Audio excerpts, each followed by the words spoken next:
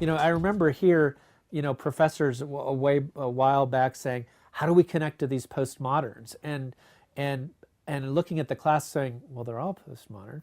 And so it's an odd conversation for them. So actually it's more, how do we make worship and our way of life consistent both with our faith and our culture in ways that aren't hostile to that. Well, let me pick up on the odd conversation.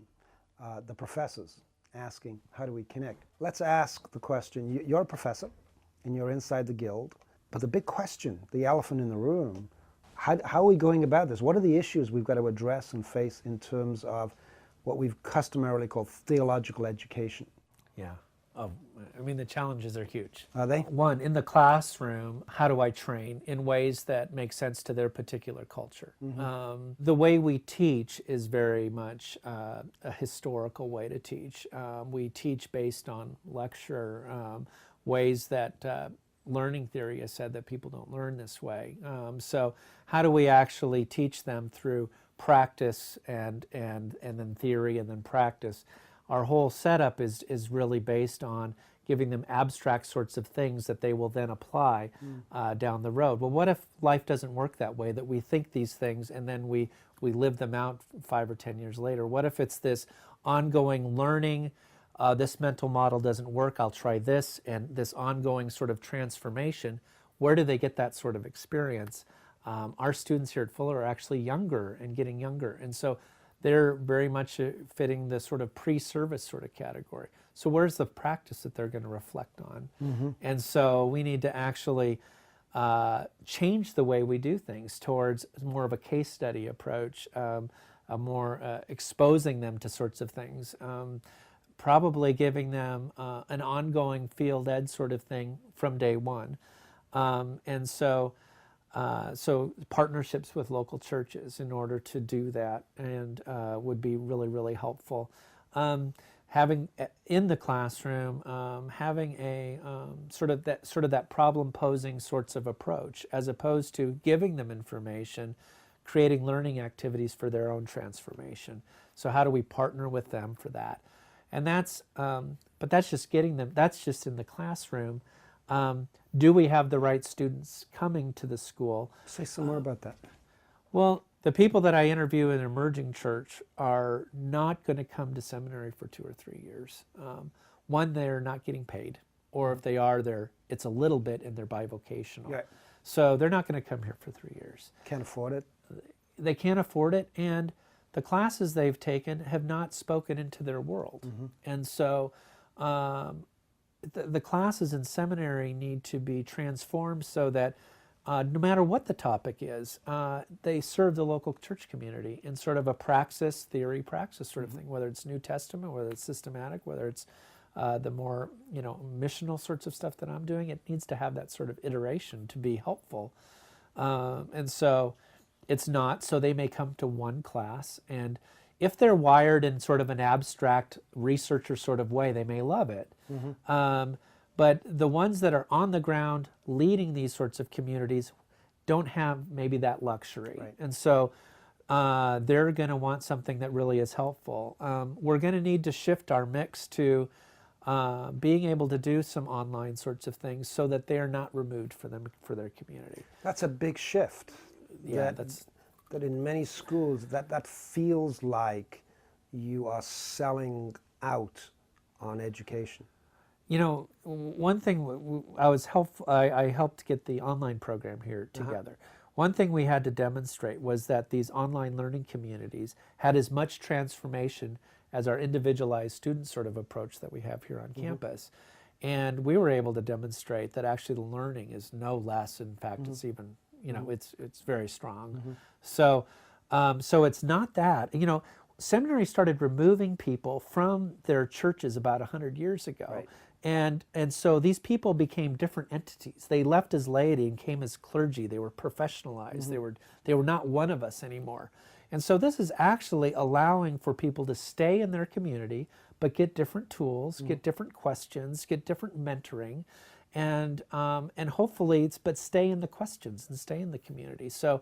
And if learning isn't a set of abstract sorts of truths that we're supposed to take on, but are actually sorts of layers of understanding built on our practice, then that is it's an excellent way to go if they're still in their practice. So I'm not saying replace seminary with online completely, but there needs to be more of a mix, because if someone could do a 1/3 of their program or something like that, or before they come, or I don't know, there'll need to be something like that. People are getting so much of their information online, and so if they can't make it to seminary, what they're doing is reading lots of books, getting to be parts of lots of conversations, and then they're actually reflecting on their current practice. We in seminaries need to sort of be getting into that conversation, because people are learning that way, and so we need to maybe make that shift. Is that going to mean that a teacher in a seminary like this, like yourself, shifts from becoming the distributor of knowledge and information, and more to becoming almost like the mentor of someone in a process of learning? Yeah, and that's really scary for us professors. It'll be scary for pastors. Yeah. If I'm not the sole authority for the body of knowledge that you're to acquire, but I'm actually more a guide, maybe someone who's gone there before a little bit, but you may get better teaching on the internet. You might get better teaching reading a whole set of books by N.T. Wright and listening to what he has to say than what I'm going to say in my class. And so I need to help you then engage with this material in your current practice, in your current community. What's going on? Hopefully, because it's not just information. MIT allows all their information from all their courses to be out there publicly. That's pretty stunning. Yeah. And we had this great conversation yesterday about that with faculty. The key thing is that that doesn't do it for them. That doesn't replace MIT. What we can do is facilitate how is it that knowledge can then be layered upon the sorts of things that you know in your particular community, and you can grab and access those sorts of things that are helpful to take you guys to the next sort of level. So what is the understandings that we have here at Fuller from the different sorts of professors and our own history and everything to help you in your particular context with your particular sorts of questions.